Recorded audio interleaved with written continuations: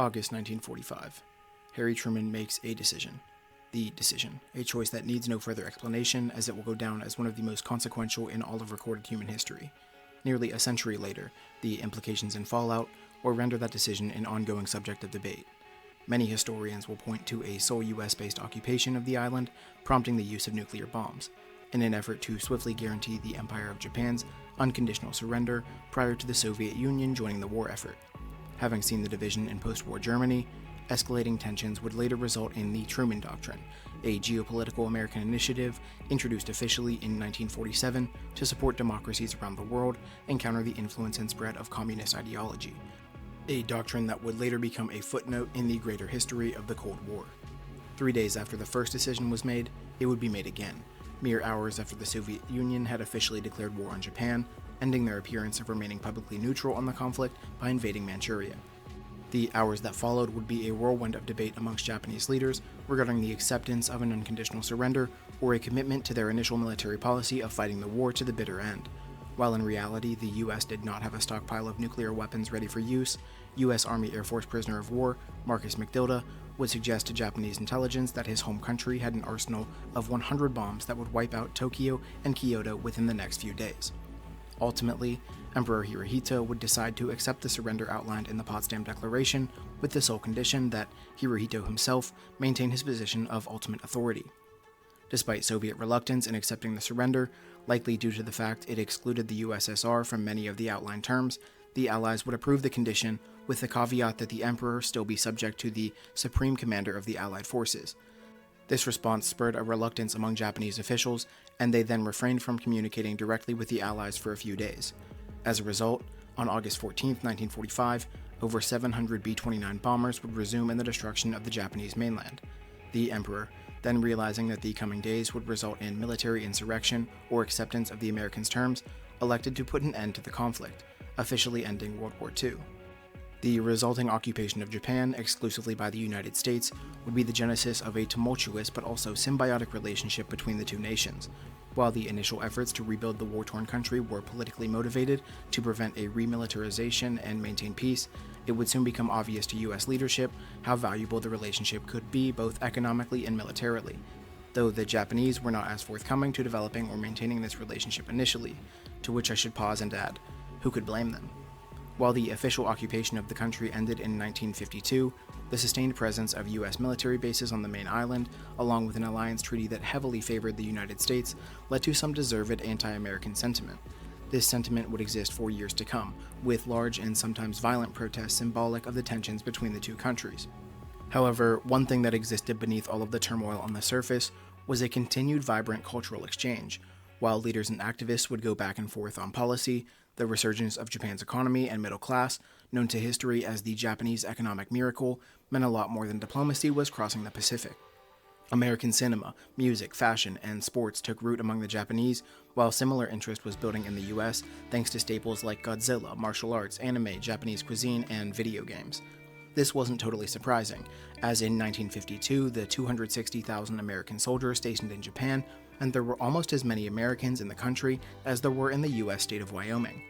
Whether they liked it or not, the two very different societies, once separated by a vast ocean and policies of isolationism, were now intimately entangled.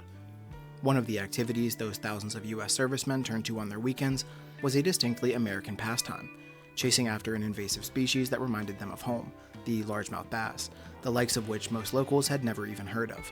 Only introduced to the country a few decades prior in 1925 when a Japanese businessman, Akabishi Tetsuma, introduced them to Lake Ashi for his pleasure. For those US visitors, it was a familiar thrill in an unfamiliar place. What would start as a quiet distraction for off-duty soldiers would ripple into a billion-yen industry in Japan. But to understand how an invasive game fish gained a cult-like following, we first need to visit a muddy lakeside in northwest Arkansas. Ray Scott, an insurance salesman from Montgomery, Alabama, stood on the shore of Beaver Lake with proof of concept. The concept was to create a professional organization formally capturing the competitive spirit of bass fishing, to take what was often a hyper-localized hobby with rampant cheating and lack of structure, and turn it into a regulated professional enterprise that garnered national attention. The hobby was popular and well known, but in recent years had taken on somewhat of a new identity. See, Largemouth and smallmouth bass are an innately aggressive predator fish found abundantly in fresh water across the United States, from farm ponds and ditches all the way to massive rivers and lakes. They're ambush hunters with powerful strikes and the instincts to attack anything that looks like easy prey. Unlike a more delicate fish that requires patience and live bait, bass can be coerced into biting artificial lures. That detail, specifically, changes everything, because when you switch from waiting on a bobber to disappear to actively casting, retrieving, twitching, and experimenting, bass fishing ceases as a leisurely pastime by becoming an active pursuit. You're no longer casually awaiting a fish to happen by. You're reading the water, using movement, flash, and sound to provoke a reaction. Applied competitively, it becomes extremely strategic. Every spot, lure, cast, a chess move that tests instincts, technique, and timing, with a variable reward mechanic that adrenally rivals high-stakes gambling. Ray Scott could see the industry blossoming before his eyes, and knew the landscape was ripe for transformation. A few months after he hosted that first tournament in Arkansas, he would again find success when hosting a tournament at Smith Lake in Alabama. A few months after that, again at Lake Seminole. After that, the Bass Angler Sportsman Society, more affectionately known as B.A.S.S. or B.A.S.S, was born. Scott started a magazine and membership program. He toured the country providing fishing seminars, promoting his tournament organization, and encouraging conservation. By 1970, B.A.S.S. had grown to 65,000 members and introduced an overarching goal for those members to aspire to, becoming Angler of the Year, attained by performing well in as many tournaments as possible throughout the season, akin to a modern-day MVP award. Further, their conservation initiatives had taken over 250 water-polluting companies to court, and by 1971, they would host their first ever All-Stars event titled the Masters Classic, what you probably know better as the Bassmaster Classic. The first ever installment of this event was a spectacle all its own. Scott put the 24 best anglers on a plane in Atlanta, Georgia. They were allowed to bring 4 rods and 10 pounds of artificial lures. Their destination? Unknown. You wouldn't expect the World Series to be played on a Little League diamond, and if you wouldn't, certainly you wouldn't expect this quality of fisherman, the world's greatest 24, to go to a fish hatchery for a tournament. So we picked the toughest lake we could possibly find. You headed for Lake Mead. It wasn't until their flight reached 12,000 feet that Scott announced to the competitors exactly where they'd be fishing. Lake Mead, the giant reservoir in Nevada and Arizona, formed by the Hoover Dam and close to Las Vegas, where they would be flying in. Lake Mead wasn't exactly a bass fishing mecca. In fact, it was known that these conditions would be particularly tough for most of the anglers, especially considering the majority of them were from the southeastern United States. I find it incredible that the first ever Bassmaster Classic was hosted near Vegas. Going back to the gambling analogy, competitive bass fishing's closest counterpart is probably elite level poker tournaments. In the same way that Chris Moneymaker doesn't know if the river is going to bankrupt him or win him the World Series of Poker, an angler doesn't know if an actual river has the fish that will win him a tournament or leave him reciting cliches. Much like in poker, despite there being elements of chance, there is necessary acumen requiring immense skill and a wealth of knowledge to find yourself at the pinnacle of the sport. The competitors at the top use everything available to them to reduce just how much of their performance is dependent on circumstances outside of their control. Once these first 24 All-Stars arrived at Lake Mead, each angler was provided an identical boat that had been transported in secrecy across the United States from Fort Smith, Arkansas. They would fish for 3 days, each day expected to return to the ramp with a maximum, better known as a limit, of 10 fish. That would be weighed with the competitor turning in the highest 3-day cumulative total, crown champion. Bobby Murray of Hot Springs, Arkansas, would ultimately bring in a winning 3-day total of 43 pounds 11 ounces, winning the first of what would eventually become referred to as the Super Bowl of bass fishing. Throughout the course of the 1970s, the young sport would explode in popularity, eventually gaining enough attention such that the mystery flights would be abandoned to allow fans to attend the event. By the early 80s, thousands of spectators would fill arenas as the organization's total membership neared almost 500,000. By 1986, the event became nationally televised, and former U.S. President, the late Jimmy Carter, would be present for the Classic. By the end of the decade, the interest had reached a fever pitch, with a sitting U.S. Vice President and Arkansas Governor making an appearance in George Bush and Bill Clinton, respectively. The sport wasn't just hooking an American audience, though. An ocean away, Japanese anglers would be captivated by the U.S. tournament scene. This further encouraged a growing middle class to pick up the hobby.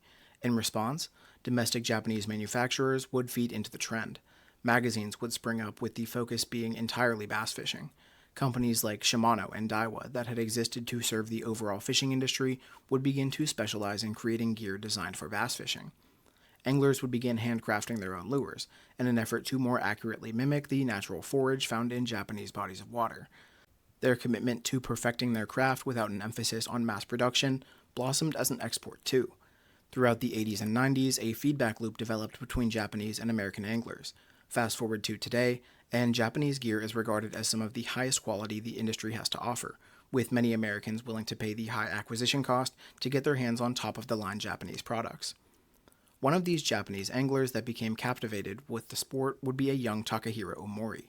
Takahiro grew up saltwater fishing with his father, but would eventually begin bass fishing with his friends in small ponds around where they lived in the Japanese countryside.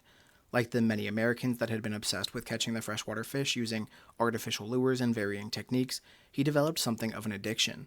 By high school, he was using his summer break to compete in local bass fishing tournaments.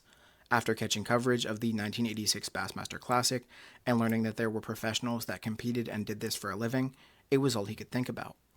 When he graduated high school, he told his parents about his dream to pursue professional bass fishing. He knew what he wanted to do and wasn't interested in studying for college. In response, his parents kicked him out. They weren't going to support this pipe dream of achieving a goal that wasn't even attainable in Japan. So Tak packed his gear and moved into a tent on the island within the waters of Lake Kawaguchi, giving him the opportunity to fish every single day. He worked odd jobs like being a bellboy, dishwasher, waiter, and construction worker to sustain himself and fund his entry fees for local tournaments. As the sport continued to grow in Japan, those big companies that were now focusing on the production of bass fishing equipment would sometimes invite popular American pros to come give seminars and promote their brand. Omori attended one of these events held by Daiwa as they were hosting bass fishing superstars Rick Klon and Denny Brower. He remembers taking away one main lesson. He needed to move to America if he wanted to truly experience the professional circuit. By sometime in 1991, Tak packed his gear, $2,000 he had saved, and moved himself to Texas. At this point in his life, he didn't speak any English. I really can't emphasize enough just how insane of a jump this was. Everyone he talked to in Japan told him he was crazy, and again, I can't really blame them. There are stories of chasing dreams, and then there's whatever this is. He found himself in small-town Texas, often having to sleep in an old truck. Yeah, if I remember correctly, you were fishing. You were sleeping in your truck, right? Yeah. Yeah. And you didn't even know any English when you came here, right? No, I don't speak no English. I have no sponsor. There's no friends here. But all I want is just to, become better angler. Try to explore all those lakes, to figure out how to catch those fish. So by this point, it's worth asking, how does one become a professional bass angler? Even further, how does professional bass fishing work? The formats have varied slightly since the inception of B.A.S.S tournaments, but have maintained the DNA of those very first events on the shores of Arkansas and Alabama lakes. Generally speaking, all entrants will launch from the same location. They scatter miles apart from each other, often having been given the opportunity to pre-fish or practice a few days or weeks before the event to determine where they might want to go during the tournament. Here prompts our bass fishing crash course, understanding the water. No two lakes or rivers are the same. The composition, forage, aquatic vegetation, depth, etc. all vary depending on the body of water. As such, the way fish behave and position themselves is dependent on what their habitat offers. Further, it's not like they stay in the same spot all year. As the seasons change, so do the fish. In the spring, they're focused on reproducing, better known as the spawn. Oftentimes, this means they'll push deep into creeks and shallower areas to nest. When they finish their business and the water warms up entering summer, they'll move again. Where they go also dependent on that body of water, as well as each individual fish's personal preference. Some may stay shallow and feed on the bait that spawns after them, others may go deep in search of cooler water. In the fall, back to the creeks to feed up before winter, when they usually become lethargic and position themselves back in deeper water to stay warm. But all of that is still a vast oversimplification. Even during these seasons when you might suggest their behavior is predictable, where these fish actually go is dependent on a host of other factors, like water clarity, the presence of current, and the weather. On bright sunny days, they'll push themselves tighter to cover, like lay down trees, docks, or submerged vegetation in order to more easily ambush prey. On cloudy days, they might roam freely, depending on if there's wind and how much, but I digress. So let's say you figured it out and found the fish. Now how do you catch them? There are thousands upon thousands of different baits and lures, each coming in a variety of colorways and patterns. But even after making your pick, you still need to determine what presentation might be most effective in coercing a strike. Take for instance the soft plastic worm, one of the most popular and efficient lures of all time. You can't just ball it up on a hook like you might an earthworm. Well, you could, but with limited success, I'd imagine. You can rig it weedless, called a Texas rig, so it doesn't get snagged, though you might want to add a weight to it depending on how deep you're fishing. But how heavy of a weight are you going to use? Maybe you want that weight to stay in front of your worm so as to not impede the action, called a Carolina rig. Maybe you want that weight below your bait so it can suspend off the bottom, called a drop shot. Maybe you get fed up trying to understand the aforementioned options and just put a hook right through the middle with no weight, called a wacky rig, and actually one of the most productive rigging options, especially at the beginner level. Even in just selecting the most basic soft plastic worm, the rigging options are almost endless. You're not dealing with a 52 card deck that can be shuffled in seemingly infinite combinations. You're taking thousands of options and extrapolating those options with dozens of different rigs, and we haven't even started talking on what kind of line, rod, or reel you're using. If you've ever seen someone on a bass boat and asked yourself, why does this guy need so many rods? The answer is because he's just as confused as you might feel right now, and even after finding a rod and reel you feel comfortable with, you still have to figure out what technique you'll retrieve the bait with. Are you going to hop it, drag it, twitch it? Bop it! It's not like you just get to pick. You have to figure out what the fish want. Sometimes they strike because they're hungry, other times they're simply reacting, and it changes constantly. Don't just take it from me, take it from Tak. Because fishing changes every day, every hour. So if somebody told you like you had a fish this way, maybe spinnerbait fish on the bank, maybe 3 days ago or a week ago, those things are gonna change every day. So you have to adjust it by yourself to figure out to catch the fish on the future. This is also why you can walk the aisles of a sporting goods store and ask how there could possibly be demand for so many different plastic worms. While some of them are marketing gimmicks designed to catch more customers than fish, many of them offer different actions, even if the variance is incredibly subtle. Sometimes that minor change can be the difference in an epic day on the water and getting totally skunked. In essence, bass fishing and a lot of fishing in general is more like a giant puzzle. It generates that same variable reward you feel after winning a bet on your favorite football team, the feeling of being right. But instead of having virtually zero control of the outcome, the dozens or maybe hundreds of decisions you made to find, hook, and land that fish culminate in an insane sense of accomplishment, or despair if that fish finds its way off your hook. Combine that with the opportunity to compete against your peers to win real cash, and it's no wonder we're discussing a multi-billion-dollar industry. It's calculated gambling in some of the most scenic locations, putting you in touch with nature while completing a primal task that has existed for as long as the human race, scratching an innate biological urge that predates language and organized society.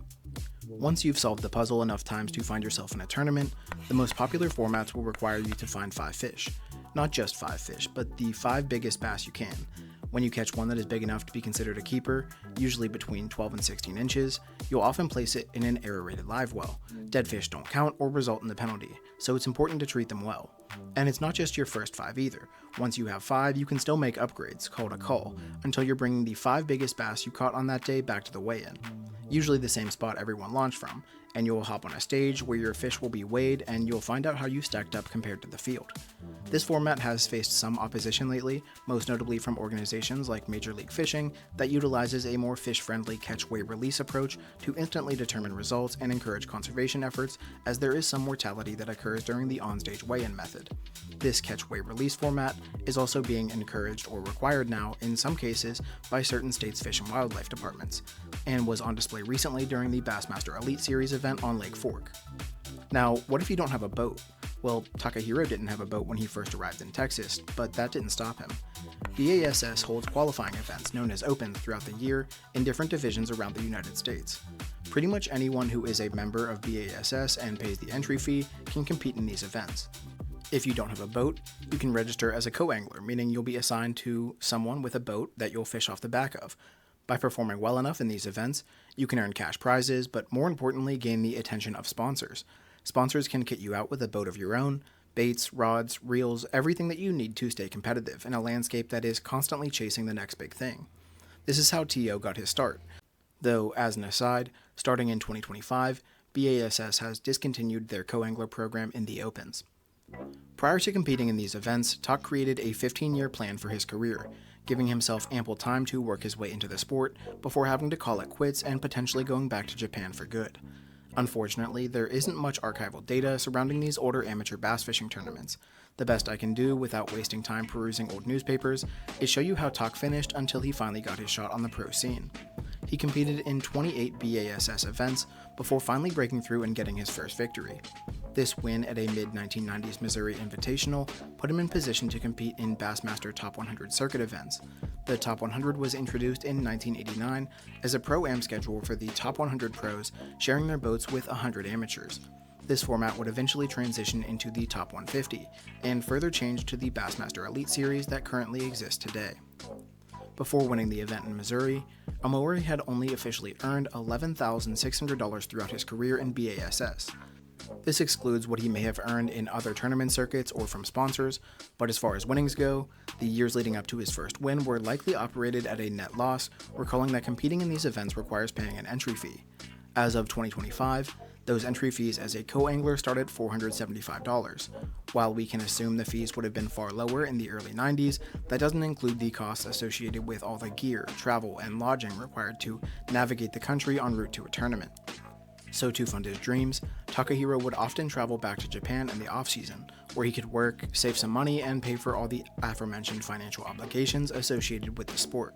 5 years after the 1996 victory, he would achieve one of the primary goals he set for himself 10 years beforehand, qualifying for the 2001 Bassmaster Classic on the Louisiana Delta in New Orleans. The first classic in the new ESPN era of B.A.S.S., as the self-proclaimed worldwide leader in sports purchased the organization as part of their Outdoors initiative. They would begin to air the event live on ESPN networks, ushering in something of a golden era for the sport, with many of the most iconic moments and recognizable pros making their mark during the network's ownership of the organization until they divested in 2017. For the first time since he moved to the United States, his parents would fly to visit him, flying in from Tokyo. Earlier in the year, T.O. had finally won his first professional event, cashing a $100,000 check after winning a tournament on Lake Martin in the FLW Tour, a competing league that was the predecessor for what is now Major League Fishing. Having finally found success as a professional angler, the rift in their relationship, originally caused by his career decision, seemed to finally have been mended. Where he come from? I have no idea. Man, fishing is fun. Tak would finish 26th out of 46 qualifiers, an admirable outing during his first appearance in the event. Sadly, his father passed away shortly after returning to Japan. Omori would subsequently have a down year in 2002, failing to qualify for that year's classic. The classic, my dad passed away there. I lost all my, and I got too much distraction. And after the classic, last 6 months, I don't make any check. Like 7 B.S.S. tournament. I canceled the first one. I flew back to Japan 3 times, and But after a resurgence in 2003, he'd again find success and qualify for the Big Dance and the Big Easy, in part thanks to his second-place finish on Toledo Bend in Louisiana. His resurgence earned him the Sitco Horizon Award for the year, given to the angler that makes the biggest improvement in their Angler of the Year standing in one season, along with a $25,000 prize. It's here we get another glimpse into the angler that would become a fan favorite. Takahiro Omori doing some of his best work of the day here in the last period. There's absolutely no quit in this guy. you know what? Do we still have time? Yes. Takahiro Omori came into the Super 6 in the bottom spot, but really had an 11th hour charge, caught 13-1, and moved into second place. Oh, you talk too much. You've had an unbelievable week on Toledo Bend. Well, this is awesome fishing. I love it. So did any of the other pros know what you were doing this week? Not very many. Okay. Though in that year's classic, he turned in an unfortunate 56th place finish out of 58 qualifiers. All my life I've been holding a little one. Unfazed or perhaps motivated by the poor showing, 2004 would see his best performances as a B.A.S.S. pro, resulting in him comfortably qualifying for the 2004 Classic held at Lake Wylie in the Carolinas, with the weigh-ins hosted in the 24,000 capacity Charlotte Coliseum. 2004's event would see 53 of the best the sport has to offer on the diverse reservoir fed by the Catawba River. And obviously it's a great event for the anglers that are here. A tremendous amount of pressure as well as the on. And there's one angler that we've heard is doing very well in the water right now. This isn't official, mind you, but we've heard about Takahiro Omori. It's often said during these multi-day events that you can't win it on the first day, but you can definitely lose. Fortunately for T.O., he weighed in a 5-fish limit for 16 pounds, 2 ounces to take the lead after 1 day of competition, maintaining just a 3-ounce lead over the 2003 champion, New Jersey native, Mike Iaconelli, known for his fiery personality as one of the sport's most marketable professionals. The two would be joined by just 3 other anglers having surpassed the 15-pound mark. Another of the top 5 being Denny Brower, one of the 2 pros that visited Japan on that promotional tour for Daiwa, that had ultimately convinced Tak he needed to move to the US to pursue his dream. However, competitive angling is as superstitious a sport as any. There are a number of anglers that prefer not to have the lead after the first day. I heard several of you guys in the practice round saying you didn't want to lead this thing throughout the event. You wanted to come from the back of the pack to keep the boat traffic down. There's no future in leading this thing after the first day. As with a lead comes pressure and a lot more media coverage. Whereas day 1 the cameras barely seemed to find Tak, he wouldn't be able to avoid them moving forward, in between very 2004 scenes of ESPN asking the pros if they prefer Brittany or Christina. Brittany. Christina. Brittany, of course. Brittany or Christina. I'd say Brittany. Brittany, no doubt. I don't know either one of them. Brittany. Christina. Brittany don't do nothing for me for some reason. I like Brittany. Brittany. Brittany from the chest up, Christina from the chest down. I don't think you can go wrong either way there. Both with some Trina thrown in with them. Neither one. Brittany. Who? This morning, a lot of action. Takahiro Omori in the lead coming into today, but check that out. Oh, that big fish hurt. We heard Takahiro say that when we looked at that earlier today, that was possibly a 5-pound fish, and that has got to play on the mind of an angler. I don't care if it's Takahiro or whoever. But he'll come back. Tak is an experienced angler, and he will be back. All right. When you're spending 8 hours a day on the water, mental toughness becomes one of the most important tools of the trade. The same way you can see a golfer fall apart after one bad shot, thus totally derailing all the work they've done beforehand, an angler losing one fish or going hours without a bite can jeopardize everything they've worked for. That can be especially true when you're representing more than just yourself, but your country. When Jean Van de Velde collapsed at the 1999 Open, he was dealing with the possibility of becoming the first ever French golfer to win the prestigious tournament. Similarly, Takahiro is battling with the opportunity to become the first ever non-American to win the Bassmaster Classic. Let's take a look at the anatomy of a pro. Anatomy of a pro. Bassmaster. Anatomy of a pro. Target region. Mind. Statistics. Average pro makes thousands of crucial decisions each tournament. Risk level, high. Danger factors, losing focus, fighting fatigue and frustration, temptation to give up. He's my favorite angler out here on the water. I think, that changes from day to day with me, from hour to hour maybe. But I really love Tak. He was over here because he read Bassmaster magazine and he wanted to be a professional bass fisherman. I think I have problems understanding you, Tommy Sanders. You can imagine what poor old Tak went through here. And he has all fluorescent light in the home. And that's where he can stop at any point. He tells me this is the truth. That's where he can stop at any point and start working on a lure and have good lighting. I got one Takahiro story that I just have to tell. Last winter, he's up at Rick Clunn's house over in Missouri, and he goes into his trophy room and sees his classic trophy, and he asks if he can pick it up. And Rick says, well, of course you can. So he picks it up, hugs it, first of all. Yeah.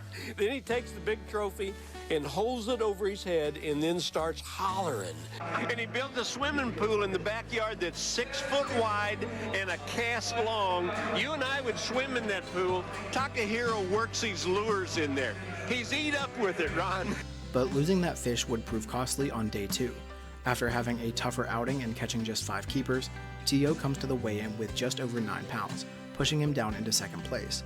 Visibly concerned after finding out his lead has slipped, he asks MC Fish Fishburne, yes, Fish Fishburne, though his real name is Claude. Do I still have a chance to win it? What? Do we still have a chance to win it? You are so excited. Yeah, I was. Yes, you still have a chance to win. Oh, that's great. I'm just here happy with this fish. And While Mike Iaconelli would fall out of the top 10 as a result of his fish being disqualified due to a violation of the rules, he'd have to recognize two all-time greats in their primes, gaining on him in Aaron Martens and Kevin Van Dam. Kevin Van Dam, actually it's not arguably, he is the greatest fucking fisherman of all time, bar none. Anyone who follows angling or pro bass fishing knows that Kevin Van Dam is the GOAT of all goats. Rowan Martin. What about that old, the bleach blonde guy that was always on TV? Yeah, wrong. Not right now, okay? Wrong, okay? He ain't no Well, he fucking might be Kevin dead, Van Dam. Most of the anglers at the top actually caught their fish using different tactics. In 7th, Kevin Van Dam was finding fish in the afternoons, throwing primarily a deep-diving crankbait around submerged cover. In 6th, Stacy King found himself fishing offshore with a big shaky head worm. In 5th, Marty Stone created some luck flipping a Texas-rigged finesse worm around docks. In 4th, Aaron Martens, known for not covering as much water to stay around his sweet spots, bridges, had nearly every highlight of his from the entire tournament, capturing him fishing an underspin at suspended bass around the bridges. I think we can call Aaron Martens the troll of the 2004 Classic because he has spent just about all of his time under the bridge right at the launch site. In 3rd, Jason Quinn, the local man, a Lake Wiley resident and fishing guide, was running to just about every spot in the lake, throwing a spinnerbait and otherwise junk fishing, a term used to suggest an angler is throwing a variety of different baits. Coming into this event, Quinn was considered the favorite due to his extensive knowledge of the fishery, though it's often discussed that having a home lake advantage is usually a curse, not only in classics but most tournaments, as the locals aren't usually able to take home the victory. A lot of that is contributed to knowing too much, as the wealth of information can cause analysis paralysis. In 2nd, Tak had been primarily pitching a jig in shallow water around laydowns and other visible timber. It had been working, but on stage he informed Fish Fishburne that he was only able to catch those 5 keepers all day. In 1st, Dean Rojas became the talk of the tournament with his approach using a hollow-bodied sumo frog, affectionately named Kermit, to get into the tightest spots and elicit a reaction with a topwater bait. Topwater baits are widely regarded as the most exciting fishing experience. Being able to see a fish inhale your presentation adds a visual sensation that is rarely replicated when fishing beneath the surface. Topwater baits often generate the most aggressive strikes, and are so entertaining you can find compilations of them around the internet. The hollow-bodied frog is one of the most recognizable topwater options. Their weedless nature allows for anglers to fish the densest vegetation, inaccessible to most subsurface rigs. And while the hollow-bodied frog was invented in the US, it was yet another bass fishing staple that was perfected in Japan. In the late 90s and early 2000s, Japanese companies began selling hyper-realistic frogs that had a more natural walking action, heavier hooks, softer bodies, and added legs. In fact, the sumo frog that Dean Rojas used to supplant Tak's lead was produced by a Japanese company, B.A.S.S. At the end of Day 2, it became possible that the classic trophy would remain in American hands as a result of Japanese engineering. Well, I don't want to jinx the thing, but it seems to me like we could be headed toward one of these situations. I mean, dare I say that the Classic could be won on the very last cast of the day. Going into Day 3, only the top 25 remaining anglers take to the water, with the other 28 not making the final day cut. Takahiro returned to what had brought him success all week to this point, fishing the muddy waters in the northern end of the lake, near where the Catawba River feeds the reservoir. But as the live coverage throughout the day continues to update the audience on the catch of each angler, we see all the other major contenders having caught a limit or close to it. Tak's name is nowhere to be found. Any mention of him suggests that he's struggling, with the reminder that on Day 2 he only caught 5 keepers in 8 hours. He's struggling a little bit today. By 1:30 p.m., the Japanese professional only has 2 small keepers in his live well. When compared to the rest of the field, unofficial projections predict that without any changes, this would leave him almost outside the top 10. As far as prize money goes, he's now looking at taking home about a fifth of what he would have had the tournament ended yesterday. While the winner will hoist a check worth $200,000, winning the Bassmaster Classic is worth so much more. Many professionals suggest that the value of a classic victory nets well over $1 million when you include the endorsements, media tours, and all the other recognition that comes with achieving this lifelong dream. If a person wins the Classic, it's worth $1 million. The jig technique that had served him so well to this point has dried up. There is only an hour remaining, but as he's 9 miles from the launch, he has to give himself at least 15 minutes to make it back in time. If he's even a minute late, he'll be penalized for breaking the rules. After 23 hours of fishing, spending 2 days at the top of the leaderboard and in prime position to capture the Lombardi of his profession, he's minutes away from watching it all vaporize into comparably nothing, an afterthought. Thinking back to what got us here, Takahiro Omori doing some of his best work of the day here in the last period. There's absolutely no quit in this guy. You know what? Do we still have time? Yes. Do we still have a chance to win it? The Classic could be won on the very last cast of the day. At 1:45, he decides to make a change. The erratic water levels of his chosen area had changed the fish behavior. He was no longer finding them in the shallow, dirty water that complemented him pitching a jig. While he had committed to dancing with the horse that brought him to this point, it was time for Omori to gamble on something else. With 30 minutes to go, he switches to a bright green, shallow running crankbait produced by a company from Irving, Texas. At 1:48, he makes his first cast with the new bait. God, dog. Big one. God.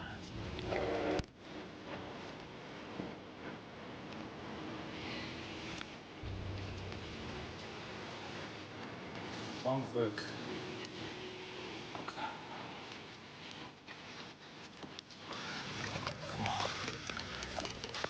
All right. Finally, Tuck was back on the board, catching a 3-pounder in perfect timing, a fish that should at least guarantee he finishes in the top 10. 22 minutes later, at roughly 2:10, only 5 minutes until he must return to the ramp, Tuck is dealt his river card. God, big one, God! That's 5-pounder. This is this I need. God, he ate it all the way. Yes! Yeah!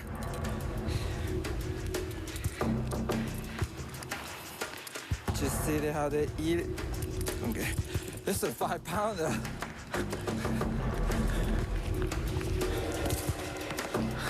All right, one more. He only has a few minutes left before he must leave in order to make it back to the check-in on time. I know they have fish here. I knew it. Ah, another one. This is fish I need. Yes! Yeah! 5. Oh, man, 5 minutes to go. I knew it. I knew it. Can't believe it, like 2:12, I got 10 minutes. I gotta get out of here.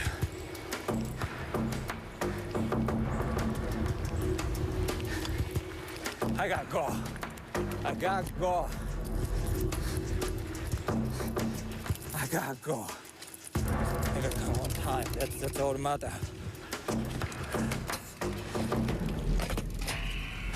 Yes!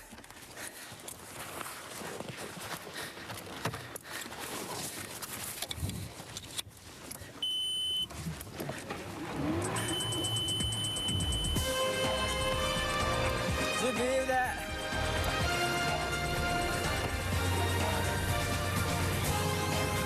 I got 5 minutes to go. I mean, I'm not kidding. I knew it. I just knew it.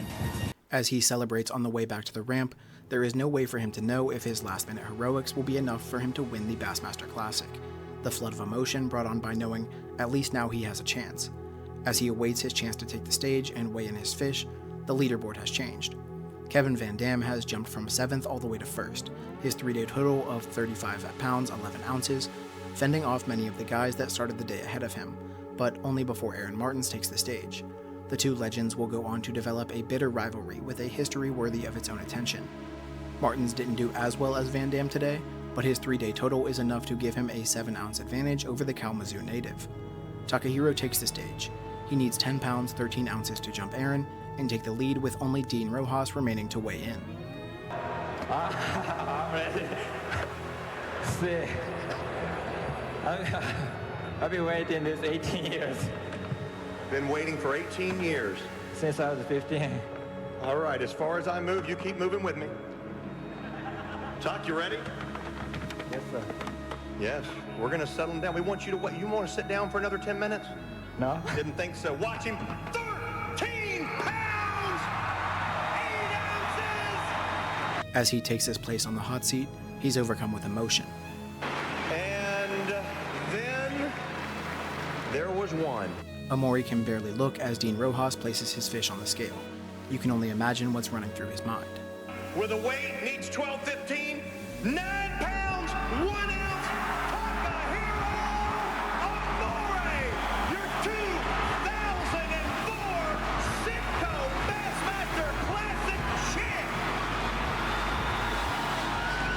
A lifelong dream that started with an unprecedented move from Japan to Texas is finally realized as he lifts the giant trophy over his head. The confetti falls, and he seems to be fighting back tears.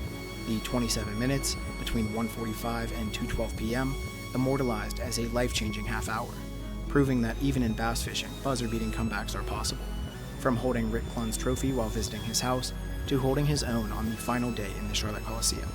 Takahiro Omori, 2004 Bassmaster Classic champion, paving the way for generations of Japanese anglers to come.